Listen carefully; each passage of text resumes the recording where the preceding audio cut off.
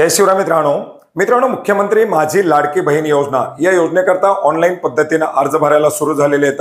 31 August 2024 पर्यंत हे अर्ज ऑनलाईन पद्धतीने भरले जाणार आहे आणि आजच्या व्हिडिओच्या माध्यमातून हाच अर्ज स्वतः ऑनलाईन पद्धतीने कसा भरायचा याच्याबद्दलची सविस्तर अशी माहिती घेण्याचा प्रयत्न करणार आहोत।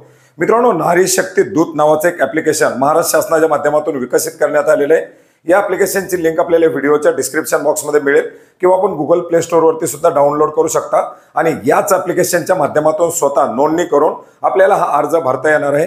जे लाभार्थी निरक्षर असतील, ज्यांना हा अर्ज ऑनलाईन पद्धतीने भरता येणार नाही, अशा लाभार्थ्यांना अंगणवाडी सेविकेच्या मदतीने हा अर्ज भरता येणार आहे। याच्यासाठी अंगणवाडी सेविकांना 50 रुपयाचा भत्ता प्रति अर्ज दिला जाणार आहे। मित्रांनो, हा अर्ज भरण्यासाठी आपल्याला नारी शक्ती दूत नावाचे ॲप्लिकेशन इन्स्टॉल करायचे, डाउनलोड करायचे। नारी शक्ती नावाने आपण या ठिकाणी सर्च करू शकता। नारी शक्ती सर्च केल्यानंतर पाहू शकता नारी शक्ती दूत नावाचे ॲप्लिकेशन आहे। मुख्यमंत्री जनकल्याण कक्ष साधारणपणे 10 MB चे ॲप्लिकेशन आहे। आपल्याला डाउनलोड करायचे, डाउनलोड करून याला इन्स्टॉल करायचे। इन्स्टॉल केल्यानंतर हे ॲप्लिकेशन ओपन करायचे। ॲप्लिकेशन ओपन केल्यानंतर या ॲप्लिकेशन बद्दलची माहिती थोडक्यात दाखवली जाईल। ही माहिती आपण वाचू शकता किंवा याला डायरेक्टली आपण स्किप करून लॉग इनच्या पेजवरती जाऊ शकता। याच्यामध्ये काही नवीन ॲप्लिकेशन असल्यामुळे आपल्याला परमिशन मागितल्या जातील, त्याला सुद्धा आपल्याला ॲक्सेप्ट करायचे। लॉग इन मध्ये आपल्याला मोबाईल नंबर टाकायचा आहे। ॲक्सेप्ट टर्म्स अँड कंडिशनवरती क्लिक करायचे। या ॲप्लिकेशनच्या वापराच्या टर्म्स अँड कंडिशन आपल्याला या ठिकाणी दाखवल्या जातील आणि या टर्म्स अँड कंडिशन आपल्याला ॲक्सेप्ट केल्याच्यात। टर्म्स अँड कंडिशन ॲक्सेप्ट केल्यानंतर आपल्याला लॉग इन वरती क्लिक करायचं आहे। याच्यानंतर आपण जो मोबाईल नंबर दिलेला आहे या मोबाईल नंबरवरती एक OTP पाठवला जाईल। 4 डिजिटचा हा OTP आपल्याला SMS द्वारे पाठवला जाईल। साव IT नावाने आपले ह्या SMS पाठवला जाणार आहे। याच्यामध्ये आलेला OTP एंटर करून व्हेरीफाय OTP वरती क्लिक करायचे। व्हेरीफाय OTP वरती क्लिक केल्यानंतर आपलं प्रोफाईल अपूर्ण आहे असं आपल्याला या ठिकाणी दाखवलं जाईल मेन मुख्य पृष्ठावरती आणि हे आपलं प्रोफाईल पूर्ण करण्यासाठी आपल्याला काही माहिती भरावी लागणार आहे। याच्यामध्ये अर्जदार महिलेचं पूर्ण नाव, ज्याच्या नावावरती आपण प्रोफाईल अपडेट करत आहोत, ज्याच्या नावावरती प्रोफाईल बनवत आहोत, त्याचं पूर्ण नाव या ठिकाणी द्यायचं आहे। याच्यानंतर मेल ID द्यायचा आहे। आपला जिल्हा सिलेक्ट करायचा आहे। जिल्हा सिलेक्ट केल्यानंतर खाली तालुका सिलेक्ट करण्याचे ऑप्शन येईल, याच्यामध्ये तालुका सिलेक्ट करायचा आहे आणि नारी शक्तीच्या प्रकारामध्ये आपला जो प्रकार असेल तो प्रकार आपल्याला या ठिकाणी निवडायचा आहे। याच्यामध्ये सामान्य महिला आहे किंवा इतर काही अंगणवाडी सेविका वगैरे जे काही आपला नारी शक्तीचा प्रकार असेल तो नारी शक्तीचा प्रकार निवडून आपल्याला या ठिकाणी प्रोफाईल अपडेट करायचे। प्रोफाईल अपडेट झाल्यानंतर आपल्याला मुख्य पृष्ठावरती आपलं प्रोफाईल दाखवलं जाईल। याच्यामध्ये मेन जे नारी शक्ती दूतचं मुख्य पृष्ठ आहे याच्यावरती आपल्याला क्लिक करायचे। ज्या ठिकाणी आपण पाहू शकता महिलांची योजना, केलेले अर्ज आणि मुख्यमंत्री लाडकी बहीण योजना अशा ऑप्शन दाखवल्या जात आहेत आणि याच्यामध्ये मुख्यमंत्री माझी लाडकी बहीण योजना जी आहे या योजनेवरती आपल्याला क्लिक करायचे। या योजनेवरती क्लिक केल्यानंतर आपल्या समोर या योजनेचा अर्ज खुलणार आहे, ज्याच्यामध्ये मुख्यमंत्री माझी लाडकी बहीण योजनेचा अर्ज, महिलेचं संपूर्ण नाव, अर्जदाराचं संपूर्ण नाव याच्यामध्ये आपल्याला भरायचे।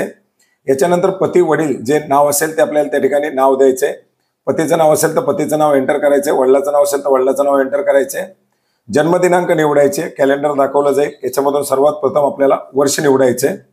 वर्ष निवडल्यानंतर जो महिना आपला जन्म तारखेचा असेल तो महिन्यावरती आपल्याला जायचे आणि त्याच्यामधील आपली जी जन्मतारीख असेल त्या जन्मतारखेवरती क्लिक करून आपल्याला ओके वरती क्लिक करायचे। आता आपली जन्मतारीख दाखवली जाईल, जन्मतारखेनुसार वय जे आहे ते वय दाखवलं जाईल। याच्यानंतर जन्माचं ठिकाण या ठिकाणी दिलेलं आहे, ते जन्माचं ठिकाण आपल्याला याच्यामध्ये सिलेक्ट करायचे। याच्यासाठी आपल्याला सर्वात प्रथम निवडायचं आहे जिल्हा। जिल्हा निवडल्यानंतर आपल्याला तालुका निवडायचा आहे। तालुका निवडल्यानंतर गाव आणि शहर, जे काही गाव असेल ज्या गावामध्ये आपलं जन्माचं ठिकाण आहे ते गाव निवडायचे। याच्यानंतर आपल्याला पुढे ग्रामपंचायत निवडायची आहे। ग्रामपंचायत निवडल्यानंतर त्या ठिकाणी आपल्याला पिनकोड निवडायचा आहे, पिनकोड द्यायचा आहे आणि आपला जो आता स्थानिक पत्ता असेल तो स्थानिक पत्ता याच्यामध्ये एंटर करायचा आहे। याच्यानंतर मोबाईल नंबर, आधार नंबर ही माहिती द्यायची आहे। शासनाच्या इतर विभागामार्फत राबवण्यात येणाऱ्या योजनांचा लाभ घेत आहात का, नाही, नसेल तर नाही करायचे, असेल तर होय करायचे आणि होय जर असेल तर लाभाची जी रक्कम आहे ती आपल्याला त्या ठिकाणी नमूद करायची आहे। आता याच्यामध्ये 1000 रुपये लाभ मिळत असेल तर 500 रुपये लाभ मिळणार आहे, 500 रुपये मिळत असेल तर 1000 मिळणार आहे, 1200 मिळत असेल तर 300 मिळणार आहे, 1500 रुपयापेक्षा जास्त लाभ नसावा। याच्यानंतर आपली योजना दाखवली जात आहे मुख्यमंत्री लाडकी बहीण योजना। याच्यानंतर लाभार्थ्याची वैवाहिक स्थिती निवडायची, विवाहित, अविवाहित, विधवा, परित्यक्त्या, घटस्फोटित जे काही असेल ते याच्यामधून आपल्याला निवडायचे। निराधार असेल तर निराधार निवडायचे, विधवा असेल तर विधवा निवडायचे। ही माहिती भरल्यानंतर आपल्याला पुढे लाभार्थ्याच्या बँक खात्याची माहिती द्यायची आहे। मित्रांनो, याच्यामध्ये बँक खातं हे वैयक्तिक असावं, याच्यामध्ये जॉईंट खातं किंवा इतर कोणाचं खातं जोडू नका। याच्यामध्ये बँकेचं पूर्ण नाव, बँक धारकाचं नाव, खाते क्रमांक आणि IFSC कोड द्यायचा आहे आपला आधार क्रमांक बँक खात्याला जोडलेला आहे का, हो आणि असावाच. याच्यानंतर आपल्याला खाली कागदपत्र अपलोड करायचे आहेत. याच्यामध्ये कागदपत्र महत्वाची जी आहेत ते आपण कालच पाहिलेले की कुठली कुठली कागदपत्र याच्यामध्ये मागितली जात आहेत, कारण कागदपत्रामध्ये बदल करण्यात आलेले आहेत. आधार कार्ड कंपल्सरी द्यायचे आहे. आदिवास प्रमाणपत्राच्या जागेवरती आपल्याला शाळा सोडल्याचा दाखला, जरा डोमेसाईल असेल तर डोमेसाईल द्यायचे, नसेल तर आपल्याकडं जे काही रेशन कार्ड असेल, आपलं जे काही मतदान कार्ड असेल, अशी जुनी जी कागदपत्र असतील ती आपल्याला या ठिकाणी अपलोड करायचे आहेत. उत्पन्नाच्या दाखल्याच्या ठिकाणी सुद्धा अट शिथिल करण्यात आलेली आहे. पिवळा आणि केशरी रेशन कार्ड धारक असतील तर उत्पन्नाचं प्रमाणपत्र गरज नाही, उत्पन्नाचं प्रमाणपत्र असेल तर द्यायचे, नसेल तर पिवळं केशरी रेशन कार्ड आपल्याला अपलोड करायचे.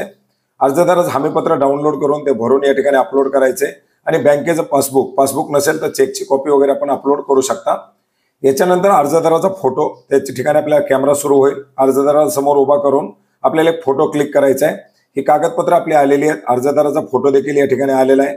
ही सर्व माहिती आल्यानंतर आपल्याला खाली पुढे सबमिट करा, दाखल करा नावाचे ऑप्शन दाखवले जात आहे. माहिती जतन करा दाखवली जात आहे. यापूर्वी आपल्याला एक हमीपत्र जे डिक्लेरेशन आहे ते आपल्याला एक्सेप्ट करायचे आहे. याच्यामध्ये अर्जदाराचं हमीपत्र, जे हमीपत्र आपण सही करून जोडलेलं आहे तेच हमीपत्र आपल्याला या ठिकाणी दाखवलं जात आहे आणि हमीपत्र आपल्याला स्वीकारा म्हणून क्लिक करायचे. हमीपत्र स्वीकारा क्लिक करून माहिती जतन करावरती क्लिक करायचे. माहिती जतन करावरती क्लिक केल्यानंतर आपल्या समोर आपण जी काही माहिती भरलेली आहे ती सर्व माहिती या ठिकाणी दाखवली जाईल. याच्यामध्ये नाव, बँकेची डिटेल, आपले भरलेली जी काही कागदपत्र आहेत ते कागदपत्राचे प्रिव्ह्यू, हे सर्व आपल्याला या ठिकाणी बरोबर आहे का पाहायचंय. आणि याच्या खाली ऑप्शन आहे सबमिटची, या सबमिटवरती क्लिक करायचंय. सबमिटवरती क्लिक केल्यानंतर पुन्हा आपण जो मोबाईल नंबर दिलेला आहे या मोबाईल नंबरवरती एक OTP पाठवला जाईल. हा OTP आपल्याला दिलेल्या बॉक्समध्ये एंटर करायचा आहे. 4 डिजिटचा OTP येईल. हा 4 डिजिटचा OTP आपल्याला या ठिकाणी एंटर करायचा आहे आणि फायनली व्हेरीफाय OTP वरती क्लिक करायचे. व्हेरीफाय OTP वरती क्लिक केल्यानंतर आपण जो भरलेला अर्ज OTP बरोबर असेल तर आपला सर्वे हॅज बीन व्हेरीफाईड दाखवला जाईल आणि आपण केलेला अर्ज आपल्याला थोडक्यात दाखवला जाईल. मेन मुख्य प्रश्नावरती यापूर्वी केलेल्या अर्जामध्ये आपला जो अर्ज आहे तो अर्ज आपल्याला या ठिकाणी दाखवणार आहे. त्याच्यामध्ये आपण पाहू शकता आपल्या अर्जाची स्थिती दाखवली जाते, आपल्या अर्जाची माहिती दाखवली जाते आणि आपल्याला एक जो सर्वेक्षण क्रमांक दिलेला आहे तो सर्वेक्षण क्रमांक अर्थात आपल्या अर्जाचा क्रमांक या ठिकाणी दिलेला आहे. जो अर्जाचा क्रमांक पुढे आपल्याला अर्जाची प्रक्रिया सुरू असताना माहिती पाहण्यासाठी लागणार आहे. मित्रांनो, याच्यानंतर पुढे बऱ्याच साऱ्या प्रक्रिया आहेत ज्याच्यामध्ये अर्जाची छाननी होणार आहे, त्याची यादी लागणार आहे. आता याच्या संदर्भातील पुढच्या ज्या प्रक्रिया आहेत त्याची टाइमलाईन देण्यात आलेली होती.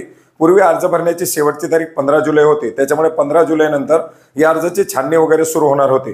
परंतु आता या अर्ज भरण्याची शेवटची तारीख ही 31 ऑगस्ट करण्यात आलेली आहे. त्याच्यामुळे आता GR नुसारची पूर्वीची प्रक्रिया चालू राहते का, जे लाभार्थी 15 जुलैपर्यंत अर्ज करतील त्यांची पहिली यादी बनते का, हे देखील पाहण्यासारखं असेल आणि त्याच्या संदर्भातील जे अपडेट येतील ते अपडेट आपण वेळोवेळी घेणार आहोत. मित्रांनो, 31 ऑगस्ट पर्यंत जो भरलेला अर्ज असेल या लाभार्थ्याला सुद्धा लाभ जो मिळणार आहे तो 1 जुलैपासून असणार आहे. त्याच्यामुळे ऍप्लिकेशन आता सध्या आणखी लोडवरती आहे. ऍप्लिकेशन सुरळीत झाल्यानंतर अर्ज भरण्याचा प्रयत्न करा, जेणेकरून याच्यामध्ये चुकाही होणार नाही आणि कागदपत्र अपूर्णसह अर्जही केला जाणार नाही, जेणेकरून आपला अर्ज बाद होणार नाही. तर काही गडबड न करता व्यवस्थितपणे आपला अर्ज करा आणि या महत्त्वाच्या अशा योजनेमध्ये पात्र होण्याचा प्रयत्न करा. धन्यवाद.